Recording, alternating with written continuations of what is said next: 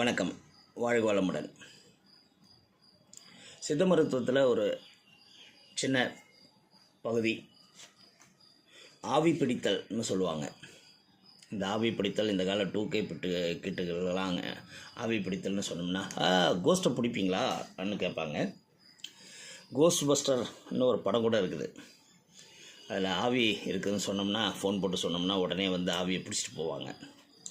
ஒரு காமெடி படம், ட்ரை பண்ணி பாருங்கள், நல்லாயிருக்கும். சரி, நம்ம இந்த சித்த மருத்துவத்தில் ஆவி பிடிப்பதை பற்றி கொஞ்சம் பார்க்கலாம். அதுலேயும் குறிப்பாக நொச்சி இலை பற்றி சொல்கிறாங்க இந்த பதிவில். அதுவும் ஆவி பிடிப்பதை பற்றி, நொச்சி இலையை ஆவி பிடிப்பதை பற்றி நிறையா சொல்கிறாங்க. நொச்சி இலையோட மருத்துவ குணங்களை பற்றியும் சொல்கிறாங்க.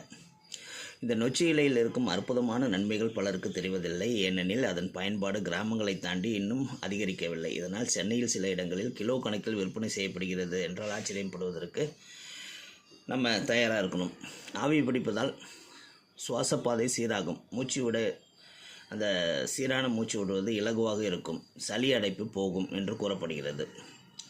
ஆனால் மருத்துவர்கள் ஆவி பிடிப்பதால் எந்த பலனும் இல்லை, தொற்று வைரஸ் என்ன சொல்கிறாங்க. அதை இருப்பினும் மக்கள் தங்கள் வீடுகளில் ஆவி பிடித்து வருவது இந்த காலகட்டங்களிலையும் நம்ம பார்க்கலாம். இன்னும் மிஷின்லாம் கூட வந்துடுச்சு ஆவி பிடிக்கிறதுக்கு. இப்போ ஆயுர்வேத சித்த மருத்துவத்தில் ஆவி பிடிப்பது சிறந்த மருத்துவமாக பார்க்கப்படுகிறது. பாரம்பரியமாக பின்பற்றப்பட்டு வரும் வீட்டு மருத்துவத்தில் ஆவி பிடித்தல் இன்றளவும் பின்பற்றப்படுகிறது. இந்த ஆவி பிடித்தலில் பயன்படுத்தப்படும் மூலிகையில் முதன்மையானது நொச்சி இலை. எங்கள் ஆட்சி இருக்கிற வரைக்கும் எங்கள் வீட்டில் நிறையா நாங்கள் ஆவி பிடிச்சிருக்கிறோம். இந்த நொச்சி இலையில் இருக்கும் அற்புதமான நன்மைகள் பலருக்கு தெரிவதில்லை. ஏனெனில் இதன் பயன்பாடு கிராமத்தில் மட்டும்தான் இன்னும் இருந்துகிட்ருக்குது. நீர்நிலைகளில் காணப்படும் நீர் நொச்சி, 5 இலை கொண்ட நொச்சி, கருநிற இலைகள் கொண்ட நொச்சி என 3 வகையாக காணப்படுகிறது. இந்த நொச்சி இலையின் தாவரவியல் பெயர்னா விட்டெக்ஸ் நெகுண்டோ என்று அழைக்கப்படுகிறது. இந்த கருநொச்சி தான் அதிக மருத்துவ பலன் கொண்டது. ஆனால் இது காட்டுப்பகுதி, மலைப்பகுதியில் மட்டுமே அரிதாக கிடைக்கிறது. இதன் வளர்ப்பு குறைந்து விட்டது. ஆனால் இப்போ நர்சரியிலலாம் கேட்டோம்னா கொடுக்குறாங்க.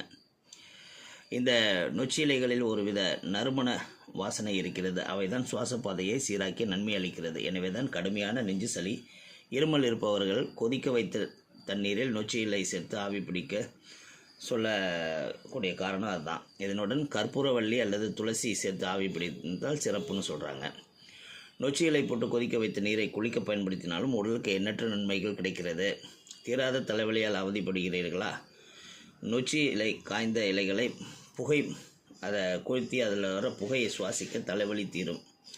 ஆஸ்துமா, நுரையீரல் பிரச்சனை இருப்பவர்கள் இதை கொஞ்சம் தவிர்க்கலாம், அந்த புகையை இன்ஹேல் பண்ணுறத. மற்றொரு வழியாக நொச்சி இலையை கசக்கி தலையில் வைத்து கட்டினால் தலைபாரம் குறையும். கருநொச்சி இலைகளில் சாறு சீதபேதி, உடல் பலவீனம், அஜீரணம், மந்தமாக செயல்படும் கல்லீரல், நரம்பு வலி, செரிமானம் ஆகியவற்றுக்கு பயனளிக்கிறது. உடலில் ஏதேனும் கட்டி, வீக்கம் இருந்து நொச்சி இலைகளை வதக்கி கட்டுகளுக்கும் அது மேலே வச்சு கட்டினா அந்த வீக்கம் கட்டி கரைந்து போகும். இன்றளவுக்கும் கிராமங்களில் இதை வழக்கமாக பயன்படுத்துகிறார்கள். நொச்சி பாதிக்கப்பட்ட இடத்தில் இரத்த ஓட்டத்தை அதிகரித்து வலி வீக்கத்தை குறைக்கிறது. இது அறிவியல் பூர்வமாக நிரூபித்திருக்காங்கன்னு சொல்கிறாங்க. கால் முட்டி வலிக்கும் நொச்சி இலையை கசக்கி துணி வைத்து கட்டிக்கொள்ள வலி குறையும். புண்காயங்கள் இருந்தால் நொச்சி இலை சாறு எடுத்து நல்லெண்ணெயில் கலந்து கொதிக்க வைத்து அதை பாட்டிலில் சேமித்து கொண்டு தினமும் தேய்த்து வர புண்கள் ஆறிவிடும். இச்செடியின் மலர்கள் பூக்கும்போது கொத்து கொத்தாக அடர்ந்த கத்திரிப்பூ நிறத்தில் பூத்திருக்கும். இந்த பூக்களின் உற்பத்தியாகிற தேனுக்கு உடல் வலியை, வீக்கத்தை போக்குகிற தன்மை உண்டு. உங்கள் வீட்டில் நொச்சி வளர்க்க நினைத்தால் ஒரு கிளையை வெட்டி வைத்தால் கூட நன்றாக வளரும். இதனை வீட்டில் வளர்ப்பதால் பல்வேறு சிகிச்சைக்கு இது வீட்டு மருத்துவத்தில் பயனுள்ளதாக இருக்கும். எளிதாக வளரக்கூடிய ஒரு தாவரம்னு சொல்கிறாங்க. முயற்சி பண்ணி பார்க்கலாம். இடம் இருப்பவர்கள், மாடி தோட்டம் இருப்பவர்கள் கூட முயற்சி பண்ணலாம். வாழ்க வளமுடன்.